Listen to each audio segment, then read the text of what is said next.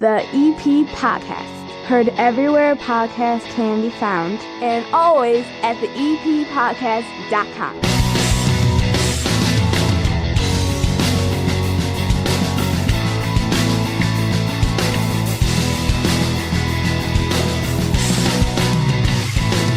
The new Pope is from the South Side and he's a White Sox fan. And that's the weirdest thing I've ever said in my life. The second weirdest thing I've ever said in my life is I started a podcast network 7 years ago this week, and somehow it worked. Welcome into the EP Podcast. My name is Chris Lanuti. Thank you for joining me, and thank you for the fact that we have been around for 7 years. It does not happen without your support, so I truly thank you for it. Couple of things I've been thinking of as we get to this episode of the EP Podcast, 30 Minutes of Good from my basement bar right here in Evergreen Park. The first thing is, I know last fall I brought this up. I would love to add another perspective to this show. Like, I love doing the show, I love giving my opinion, I love telling my jokes, I love meeting everybody, but I'm just a guy. I really feel like there needs to be another voice here on the EP Podcast. I've been doing this other show for the Village of Lamont now for the last couple of months. They contracted me to do it, and it's a twosome doing it. I'm not the only one talking, and I just keep thinking, like, it'd be great to bring on a new co-host to this show. And I don't want to discount the guys, but we kind of need a woman's touch just to keep me in check, right? Go to the EPPodcast.com. I'm not starting this officially, but this summer, I think I'm going to start searching a little bit. If you're interested, reach out to me through the website. Things can be good like this show, but they only continue and get better if you make changes and you're constantly evolving. And speaking of this show, the EP Podcast, I was also thinking this week, this is a true community podcast. The idea behind this show really has become, how do we take care of each other, our neighbors, ourselves? You're going to love the first guest coming in here, the principal of Evergreen Park Community High School, Matt Dugan, because he's going to tell you about something going on at his school this year that I don't think has ever happened at any high school in the history of high schools ever. And then I love doing the medical segments with OSF Little Company and Mary, another informative one later on in the episode because I want to keep you alive and healthy and happy living in the EP. And the First National Bank of Evergreen Park wants to take care of your money. They have been in this community for so long. They love working with you because they love Evergreen Park. Their Total Access checking account gives you free ATMs nationwide and a $300 bonus with qualifying activities. New mobile banking tools. They're the best. My teenagers love them, so they must be good. Award-winning customer service. Switch to a true community bank right now. Walk in, they know your name. They're going to take care of you. No overdraft charges on those checking accounts. Get into 95th and Pulaski, that iconic building right there on the corner. The First National Bank of Evergreen Park, member FDIC.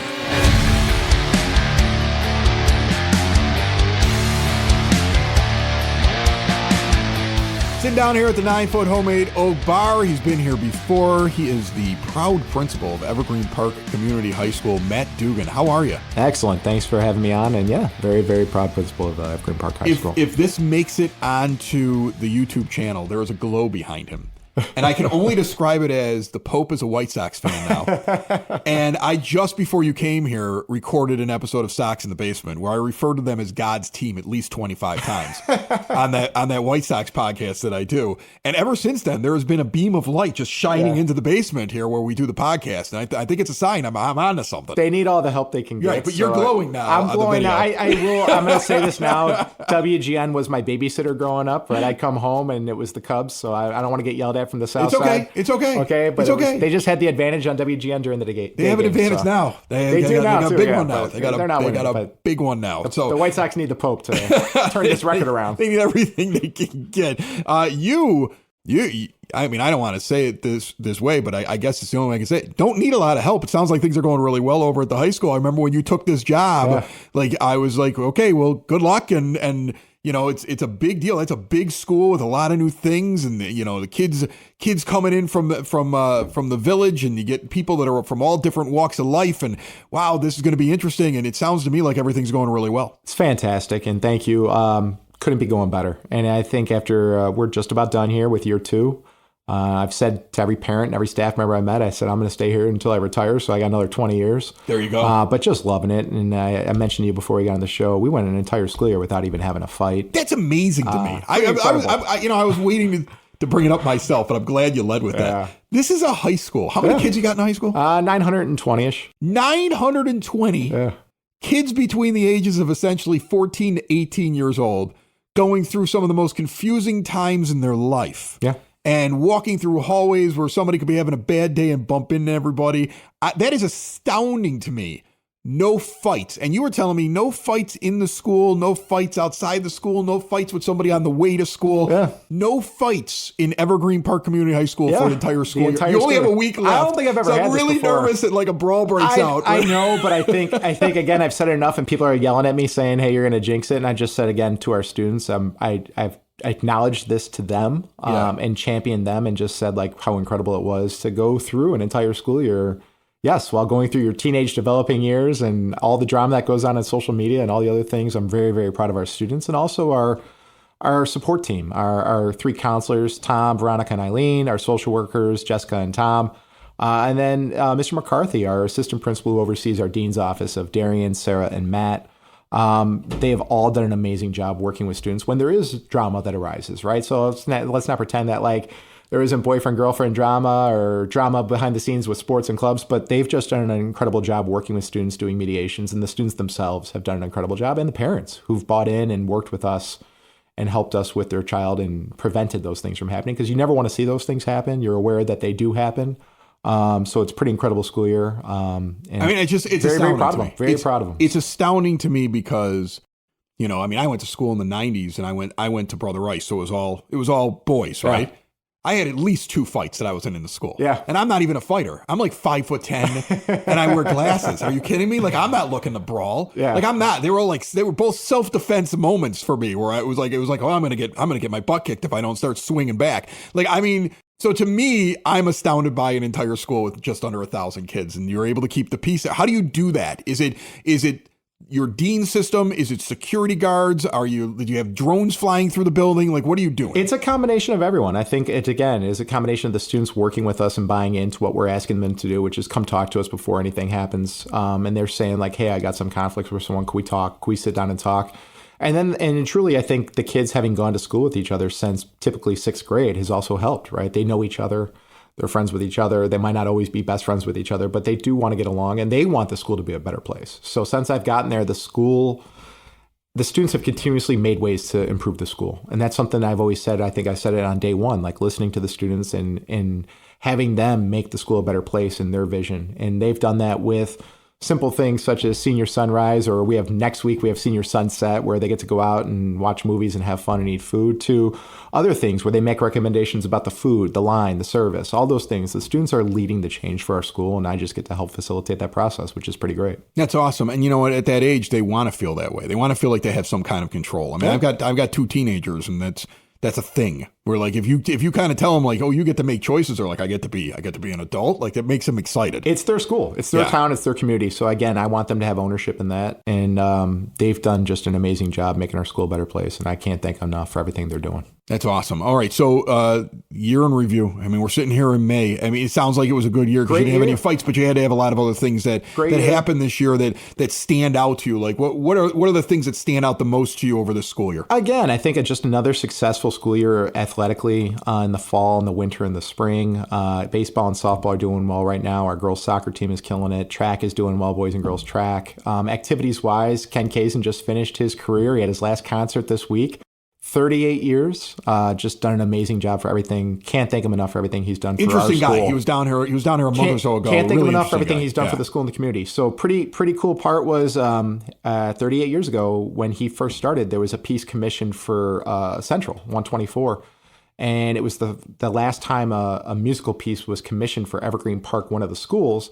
And in his last year, Willie Owens, one of his friends from college, who is now a composer that puts music together, composed a piece for Ken's last concert. So the first time it was ever played publicly was actually at his last concert. The title of the piece is Evergreen. Oh, that's awesome. Fittingly. So just a wonderful piece of music and a really nice send-off for Ken and those senior students that had dedicated 4 years of their time to the choir and to the band. Ken didn't want to steal the spotlight, so of course he gave the kids a shout out because that's who he is.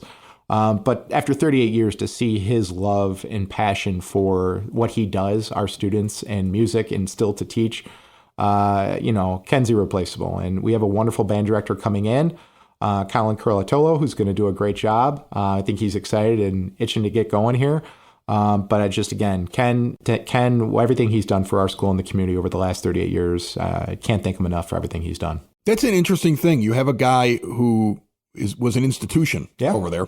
He leaves, and you have to figure out who's coming in next. Yeah. And is that one of the more difficult things for you to do, is trying to staff the school? Because to get a school that's working as smoothly as you described here at the start of the interview, you got to have a lot of the right people in place. Yeah. So, is that something that you have found now in your first 2 years over there as principal, is almost like a linchpin, the selecting of the right person to come in and either take over the band or a math classroom? Is that a big deal? Well, I think the hirings of staff is probably the most important job that a principal has, other than, the safety of the students. You have the safety of the students. It's not standing out front having a drink of coffee. No, it is. I mean, you're hiring people that you want to be there for the next 25, 30 years. They're going to make the school a better place for the students in the community. And so you're hiring someone. And so, when you're replacing a band director that's been there for 38 years, that's not all right, we're going to hire just a teacher. You're hiring someone that is a foundation in the community, like Ken has been. We have great confidence. Colin will be that guy. He's excited to get going. He came with great recommendations. And something that I've brought since I got to Evergreen Park was that students participate in the interviews. So we actually have students sit in on teacher interviews to be a part of our process, and we deliberate with them, and they get to be involved in that process. And it's something we're very proud of, that we have students that get to partake in that. And it's all of our future education students. So we have educational internship students. They're typically always seniors, but they go off to Northeast, Southeast, Northwest, Southwest, and they get to typically teach in kindergarten classes or first grade classes. We have a student that goes over to Central, and they're aspiring teachers, but they partake in our interviews, and they get to see this process, and they get to work with us in hiring of staff. That's awesome. So, good year. You got to turn right around and get into the next one, right? I mean, do you get a break? Do you get to? Do you get a break when they leave? What are you doing? You run into a beach, or do you go right to work? My kids are a little bit young, so I like staying at work. You're planning for next year. That's the best light ever. It is. My kids are young, so I'm just going to work. Vacation's a little bit harder than work right now. We don't need to go on vacations. Vacation's a little bit harder than work. My wife's very understanding. I think we both agree that vacations right now are a little difficult with the little ones, but. We do a lot of work over the summer. You're planning for the next year. You're actually planning for almost 2 years out over the summer. And then you're finalizing things, and you're getting the professional developments planned. You're getting your institute days planned for the school year.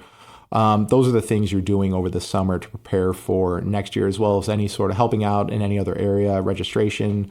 So there's a lot of work that gets done over the summer, and it sounds weird because it's there's no kids, but that's when a lot of the work gets done, because you're not working with student issues, you're working with building a facility and then planning for the future issues. So you're getting a lot of that stuff done.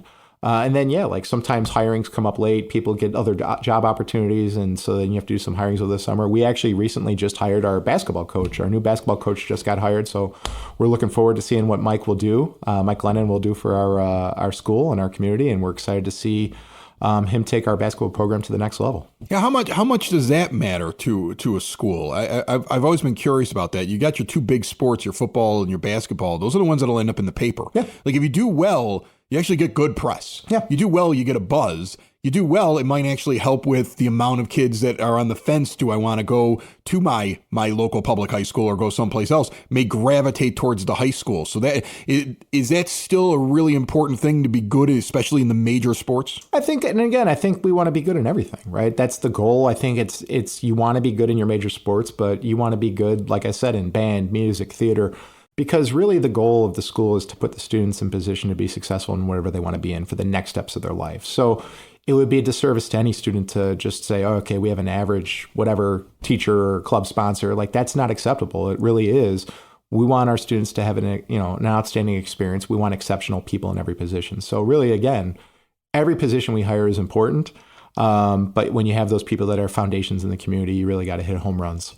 When you first sat down with me a couple years ago, one of the things you told me was that the goal that you had was that you want your students to go through 4 years there, and then you want them to be able to go on to do what they want to do, either be able to go into the profession they want to go to if it's a trade, or they're able to go to college, and if they're going to college, to be able to get as much money as possible so they could afford it. And I thought that was just a striking comment. Like, your goal was not, hey, I just want them to go through 4 years and I want things to run smoothly here so I can keep this job. Your goal was like, how do I get all these kids to where they want to go and get them the money to be able to fund what they want to go and do? Because if they're excelling in school and we're giving them the right support and we're finding the scholarships and we're finding the grant money, then we can get them ahead even further. It's not about graduating. It's about going on to that next level. 2 years in, how are you doing with that? I think we're actually doing better than I anticipated.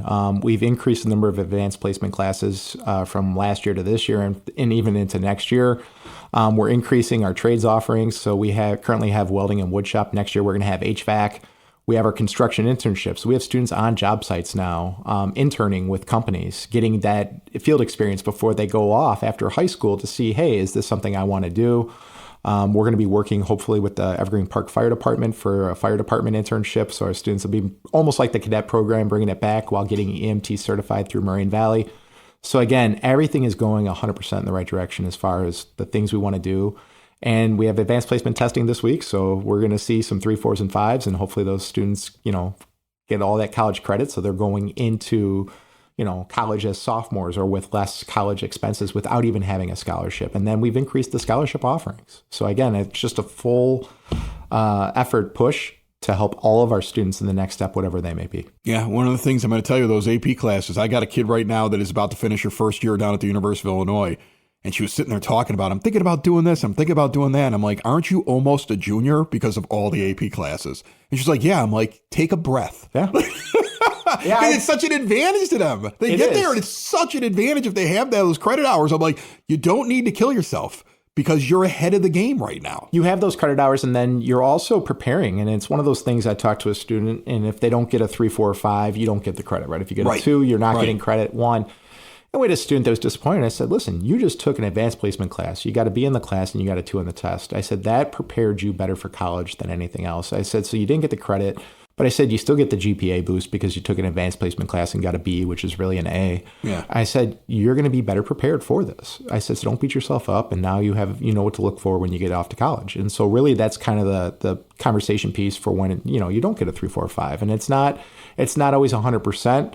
Unless you're in Mr. Trufa's class where you're getting 100% pass rate because he's that good at everything he does. But it's just pretty incredible to see our students challenge themselves. And I think that's something we also have is we want students to challenge themselves. And so they oftentimes, working with their families and our counselors, say, hey, I want to take an advanced placement class. This is the first time I'm going to try one. And our counselors are saying, yeah, this is what you got to do. Talk to the parents and make sure they're aware of the work. There's a lot of work that goes into those classes, but a lot of students stepping up and trying and challenging themselves for the first time, which is pretty great to see. All right, Matt Dugan, he's the principal of Evergreen Park Community High School. He's killing it over there. He's been doing a really good job for the last couple of years. Hopefully he didn't jinx himself. Played mellow music over the intercom for the last week or two here. Get through it. We got this. I don't want to air this episode and then hear of something. I might call you and tell you to edit it out, okay?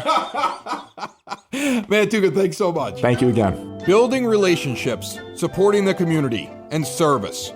These are the things that Country Financial stands for. They're more than just an office you may pass by as you drive through Evergreen Park. They're neighbors who lend a helping hand and support the fabric of your community, including charitable organizations, sports, financial education, and civic organizations. And since Country is already your neighbor, they want to get together and chat. Call your local Country Financial representative, Mike Thauer, today at 708-425-1559 to talk about the things that are important to you and how he can help you protect them.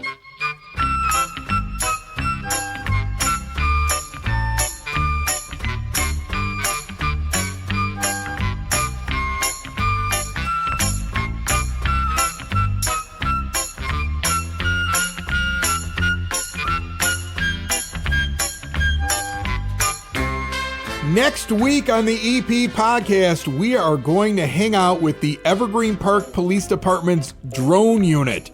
Did you know they had drones? Audio on the show, and at some point I'm sure I'll have some great video for you on our YouTube channel.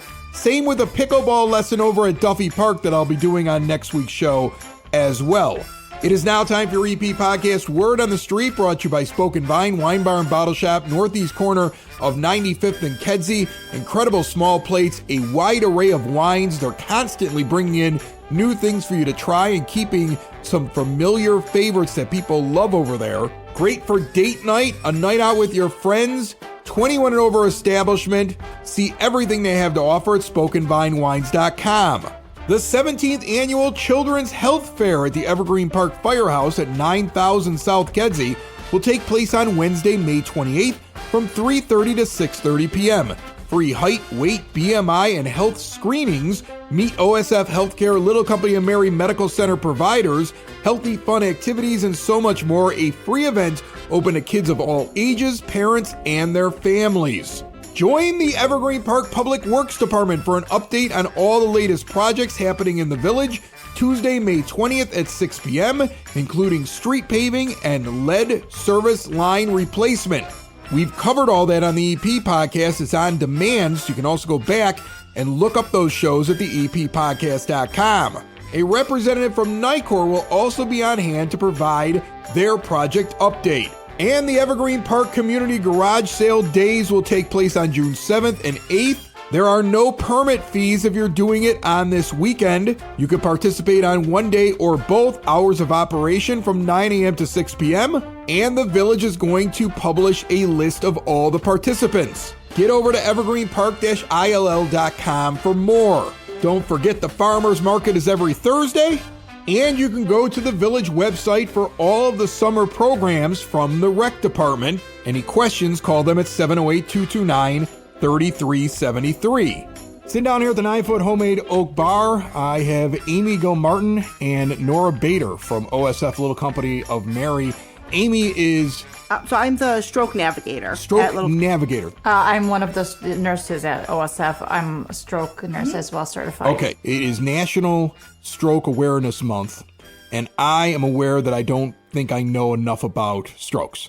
I always think of it as, when you get angry, you're going to have a stroke. Like, I think I've said that to my kids so many times. They drive me nuts, and I start yelling, and then I'm like, you're going to give your father a stroke. Right? Like, and that's what it is. But then when I talk to people who have strokes, they're not yelling when it happens. So that's a misconception. So first off, when is it most common if somebody has one, and what are they looking for? So there's multiple kinds of strokes. The definition that we go with is from American Heart, and it is a stroke occurs when a blood vessel that carries oxygen and nutrients to the brain gets blocked by a clot or it ruptures. And when that happens, the brain is actually losing the oxygen and blood cells that it needs. So that's how a stroke occurs, because the brain cells, we lose the brain cells. Stroke is extremely, extremely common, unfortunately. There's certain signs when it happens, yes. Right? Like I was a 911 dispatcher. But I'm removed from it now about 8 years. So I've forgotten a little bit of it. Take me through it. There's like a couple different things. Like if you put your hands up, something happens, how the person's talking, right? So the important thing is, what we want to educate to our community is always to remember FAST. What FAST stands for is face, arm, speech, and time. So, patient may have a facial droop. Their arm might become weak on one side, or they may have partial use of it or lose complete ability to use their arm or their leg, and it's always unilateral. That's the big thing, is unilateral. Speech, slurred speech, garbled speech, or if the person is starting to speak and they don't make any sense whatsoever. Okay. So they could be talking at a mic, in the microphone, and be like, there's this cat, and And they just kind of go off. Yeah, they're just going off saying different things, or absence in their speech. Another key component really is time. Time is key in stroke, because we do need to treat you as soon as possible. One thing we do always try to educate everyone is, as soon as you notice the symptoms, call 911, and we want you to come to the hospital. Can a person figure out themselves that they're having one? Because it seems to me like it really is other people observing them. Yes. Yeah. A lot of times it is family members that are noticing that the patient's having a stroke, but patients as well, depending on what stage they are in their stroke, they may notice, so like, something's not right. My face seems a little twisted. My gait or my ability to walk, I'm walking unsteady. So they may notice there could be something wrong with their eye, their vision's blurry. So not every stroke is going to be your classic, symptoms, or it's all one side is no longer functioning properly. There's different types of stroke. There's different severities. And what I've learned over the years is just so amazing how something so tiny can cause so much damage to somebody. Nora, I would imagine as a stroke nurse that you get a lot of people after it's all over are surprised that it happened to them. Because they think this is like normal, or they were under stress, or they never think it's a stroke. Like, for example, one side can be diminished. Like, I had like a personal friend of mine that, one side was duller than the other side. And then she kept blowing it off until her gait became unsteady, like how Amy started saying, but that was 2 days later. Okay. But the damage was already done. So she had to do like a year of physical therapy and occupational therapy just to get back on track and stuff like that. So we always say, if you notice something that's not out of the norm, that's not your normal day, like diminished, one side is diminished than the other, or duller, or your gait or your speech is becoming slurred, why not? Come to the ED, call 911. What are you losing? Nothing. They'll either turn you back and say, go home, we did the test, everything was normal, or, stay overnight, you had a stroke. Yeah. So they're not losing anything. Yeah, and it's something that it's pretty permanent what happens afterwards. So you want to make sure that if you think you're having one, you want to get in there, as you said, time, you want to treat it right away. Right. I had a great uncle who was a doctor, died in his hundreds. So he lived a long time. But he was one of those old school doctors, and I've met a few of them who would be like, a couple glasses of wine that'll keep down the blood clots. I think a lot of people believe there's certain things they can do to prevent this. What's true and what's false? What's your advice? Well, definitely the glass of wine. I was like, I don't think it's not going to prevent stroke. The big thing to stroke prevention is really having good maintenance on your what we call our modifiable risk factors. So these are things that we have somewhat control over. So, hypertension, your diet, exercising regularly, obesity is another risk factor, high cholesterol. These are things that we can actually manage. Diabetes is another risk factor. And the cholesterol thing is so easy because they have so many pills now where they just give you something and it just drops it right down. Yeah. It just drops it down and almost like improves it. It's like, don't fight that. Just get the pill.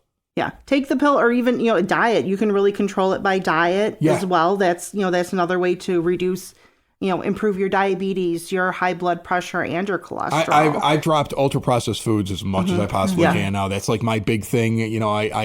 I'm really into like sourdough bread because it's not as ultra processed, and like I'm trying my hardest to change what I'm eating, knowing that there's no way I could perfectly do it. Right? If I go to a ball game, I'm having a hot dog. I'm not gonna. There's no way to get away from it. Right. But like if you can get the majority of what you're consuming and get that ultra processed stuff out of there, it makes such a big difference. And I'll tell you this story. A couple of years ago, I'm all stressed out. Things are not so great here, and I'm like, I'm overweight. And one of the things my doctor was like, you need to lose weight. Your blood pressure's starting to go up. Your cholesterol's starting to go up. And these are the things that will happen to you, not tomorrow, but they're going to happen to you eventually.